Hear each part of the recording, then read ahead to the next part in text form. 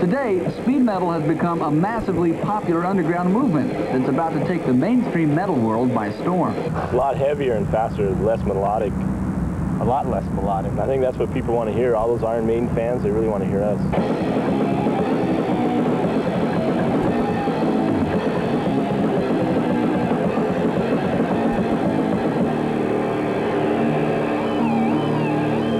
With a lot more aggression and a lot more fun involved too, I think. And we don't take everything so serious like a lot of bands do. Welcome to our nightmare. It just can't walk away. Stop for you. We kind of deal more with reality instead of make-believe. You know, we don't sing about Dungeons and Dragons and little fairies and stuff like that.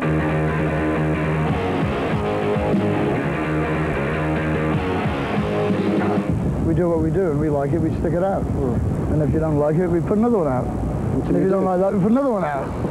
You like it in the end just to get us off your back, right? But you do like it, or at least you're beginning to. This year, Metallica reached the top 30 with their album Master of Puppets, and Anthrax, Slayer, and Megadeth each released records on a major label for the first time. We're sort of like one step, we're like furthest out in like left field pretty much from the middle of any of the sort of bigger heavy metal bands today. You know, sort of as unsafe as you can get. And we get away with it.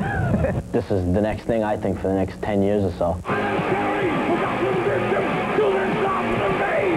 Maybe it'll be around for the next 10 years, but even the biggest fans will admit the volume, savage imagery, and raw energy of speed metal isn't for everyone. They got to start getting used to it. They got to feel the aggression. Yeah, of it. it's different from you got to feel it. Music's got to grow. Because if you're like living a nice lifestyle and you have no problems, you put on a record, you know, our record, and you won't get it. You got to have some problems. People over here find that difficult to deal with because it's kind of extreme, you know. But we do it anyhow, and it's popular anyhow.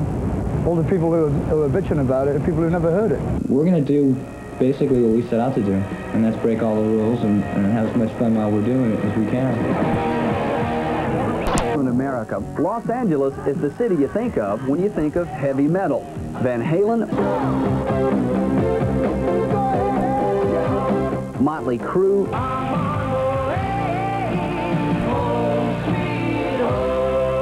Ratt, Quiet Riot,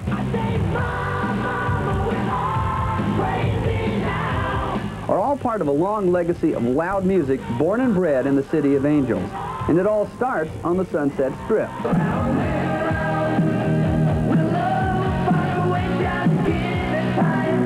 There's so much room for everybody to be playing in Hollywood because there's so many places to play, you know, like we showed you the Roxy, the Troubadour, the Whiskey, you know, all of the above. Plus a lot of the contacts for the whole industry are right here. That's like one of the best things about Los Angeles. We used to play a number of different people's songs in the bars that we used to play.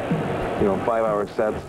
You sit there and you walk into a bathroom which just basically has a pipe that goes down to the ground, and as soon as the ground can't absorb anymore, you're standing in what's normally known as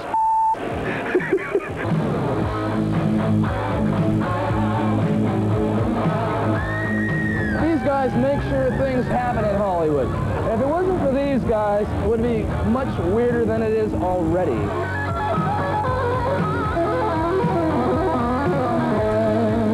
Whatever sells, LA tries to do, so that's how all the bands around here try to act. Whatever's selling, then you find like 20 new bands that do it. It's so trendy to go on the stupid little clubs around here, and all these people are handing you free tickets with haircut discounts on the back of it. Who needs that stuff? LA's trendy, it inspires whatever's cool at that time. So LA is trendy. So what? The city continues to produce more bands per square foot than any other place in the world. Some of them are going to be good, some of them won't. But boys with guitars will always be drawn to L.A. like bugs to a light bulb. It's sort of like rock and roll is a gamble, and Los Angeles is like it's like the big slot machine that you go to play.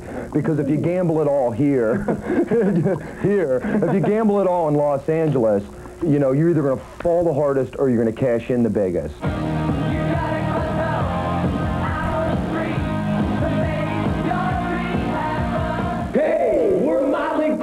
The rudest, crudest, and usually the nudist rock and roll band.